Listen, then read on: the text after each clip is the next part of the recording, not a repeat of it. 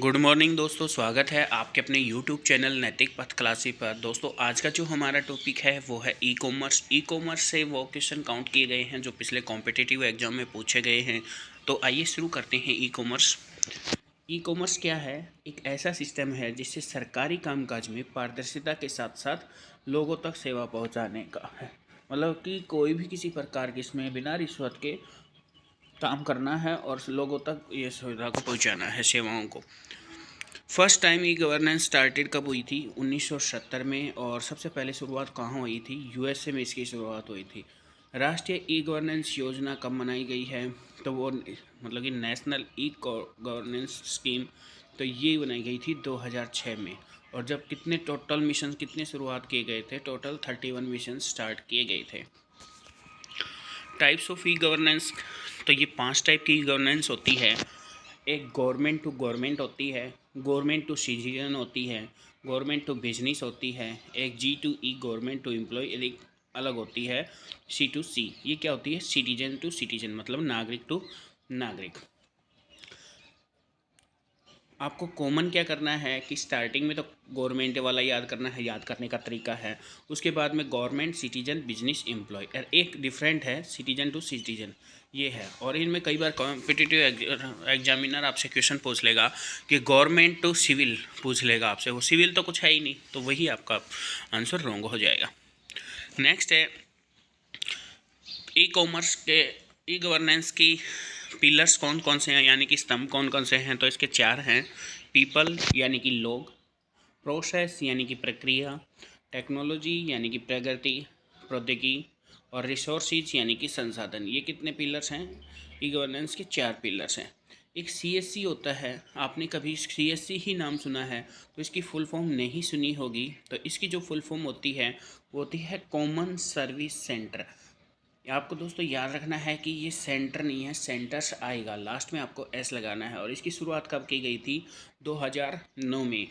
और ये सीएससी क्या है? एक नॉन गवर्नमेंट कंपनी है, गवर्नमेंट कंपनी नहीं है। इसका क्या होता है कि गवर्नमेंट गिव्स 11 रुपीज़ फॉर जितनी भी ट्रांजैक्शन होती हैं, पर ट्रांजैक्शन 11 रुपये गवर्नमेंट इसको प्रोवाइड करवाती है। और ये क्या है कि विलेज लेवल इंफ्रास्ट्रक्चर है सीएससी। वीएलई की अगर फुल फॉर्म पूछ ले तो आपका होगा विलेज लेवल इंफ्रास्ट्रक्चर।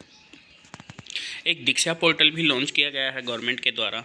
तो दीक्षा की फुल फॉर्म है digital infrastructure for knowledge sharing, यानी कि शिक्षकों की जीवन जो शैली है उसको डिजिटल बनाने का उद्देश्य है दीक्षा पोर्टल के द्वारा।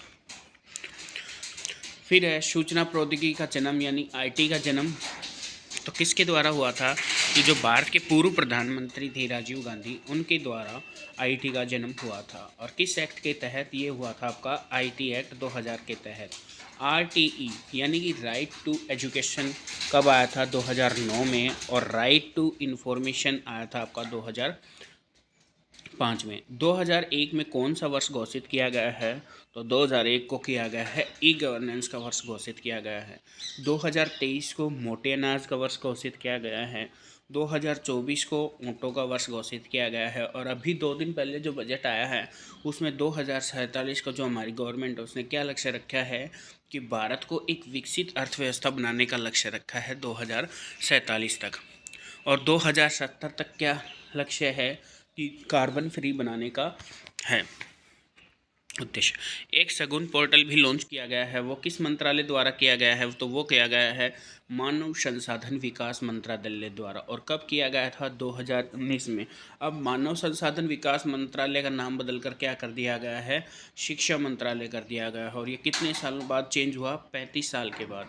और किसके उस टाइम राष्ट्रपति कौन थे? तो राष्ट्रपति रामनाथ कोविंद उस टाइम राष्ट्रपति थे। जो अभी शिक्षा मंत्रालय है उसके मंत्री कौन हैं? तो वो हैं डॉक्टर रमेश पोखरियाल निशंक। प्रशासन के कार्य में सूचना व संचार प्रौद्योगिकी का प्रयोग किसके द्वारा किया गया था? तो ये किया गया था ई गवर्नेंस के द्वारा। एक भीम ऐप भी लॉन्च की गई है। भीम की जो फुल फॉर्म है वो है Bharat interface for money app. तो इसका लॉन्च डेट क्या है? तो ये 30 दिसंबर 2016 को लॉन्च की गई थी। और किसके द्वारा लॉन्च की गई थी Bhim app?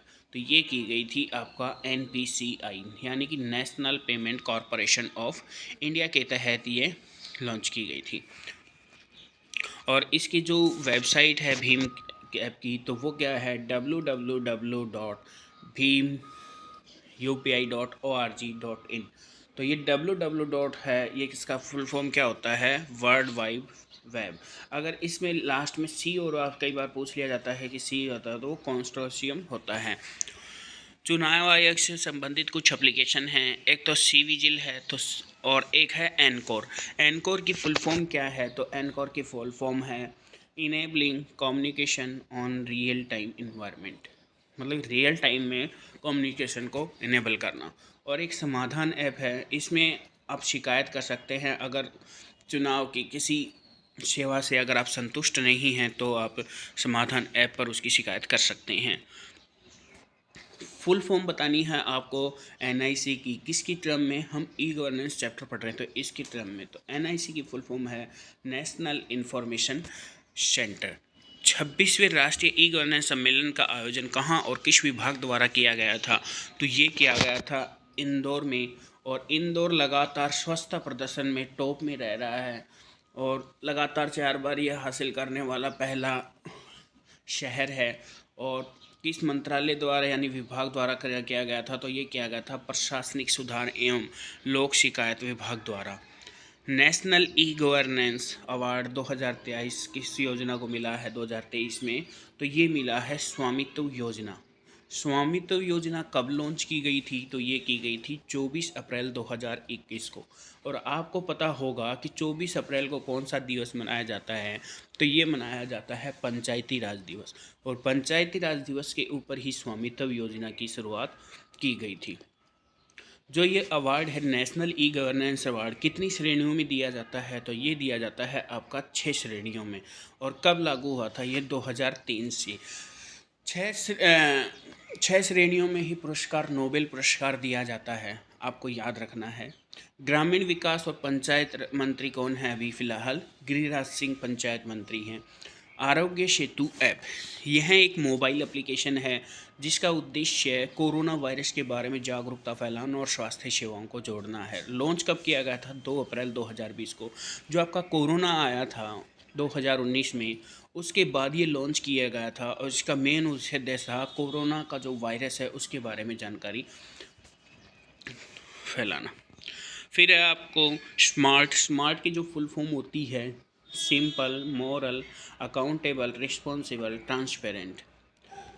Amazon app, Amazon क्या हुआ था कि 2023 में सबसे अधिक इनकम किससे प्राप्त हुई थी, अमेजन से। और अमेजन के रिसेंट टाइम में सीईओ कौन हैं, तो ये हैं जेफ बेजोस। एक प्रगति पोर्टल भी लॉन्च किया गया था। तो प्रगति की जो फुल फॉर्म होती है वो है proactive governance and timely implementation.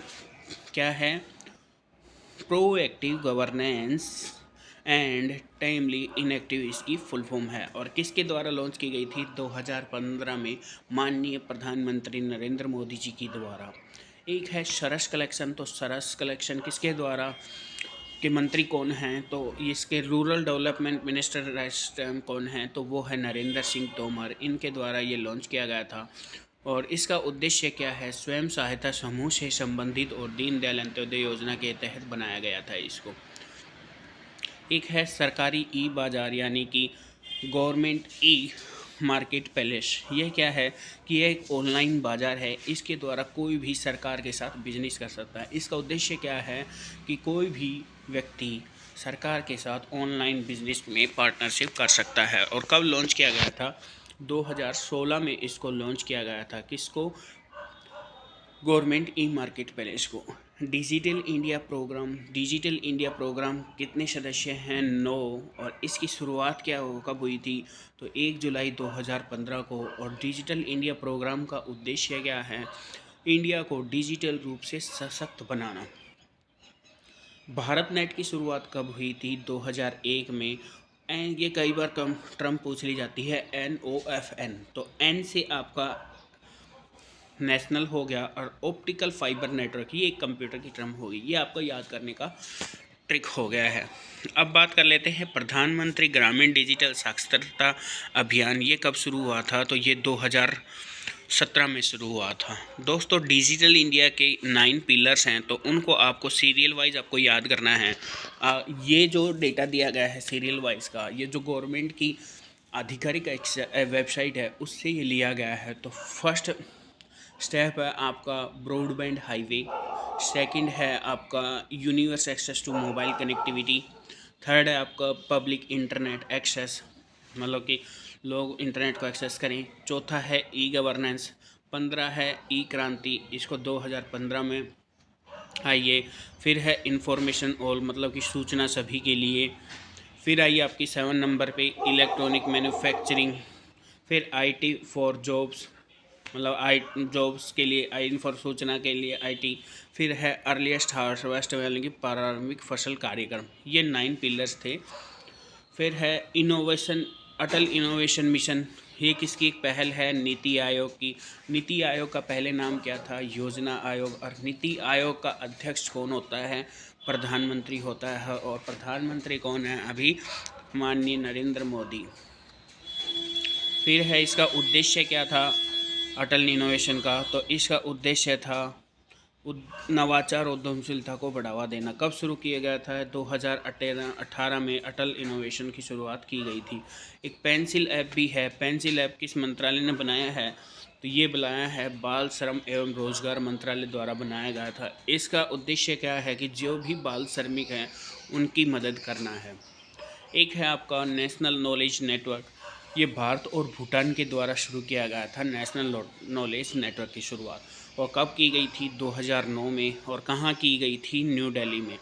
फिर है ई कोर्ट स्कीम, कोर्ट को सूचना और प्रौद्योगिकी से जोड़ने के लिए, मतलब कि इंफॉर्मेशन एंड टेक्नोलॉजी जोड़ने के लिए किस योजना की शुरुआत की गई? तो ई कोर्ट योजना की शुरुआत की गई। एक है अम्ब्रेला स्कीम। अम्ब्रेला क्या है कि जब एक पहल में बहुत सारी योजनाएं शामिल हो जाएं, मतलब कि एक ही पहल और उसमें कई सारी योजनाओं को शामिल कर लिया जाए, तो वो होती है अम्ब्रेला स्कीम। तो दोस्तों ये था आपका ई गवर्नेंस से रिलेटेड। अगर आपको वीडियो अच्छा लगा हो तो प्लीज़ चैनल को लाइक शेयर एंड सब्सक्राइब कीजिएगा। अगर आप इसकी PDF चाहते हैं तो हमारे टेलीग्राम चैनल नैतिक पथ क्लासेस पर आपको मिल जाएगी। थैंक यू दोस्तों।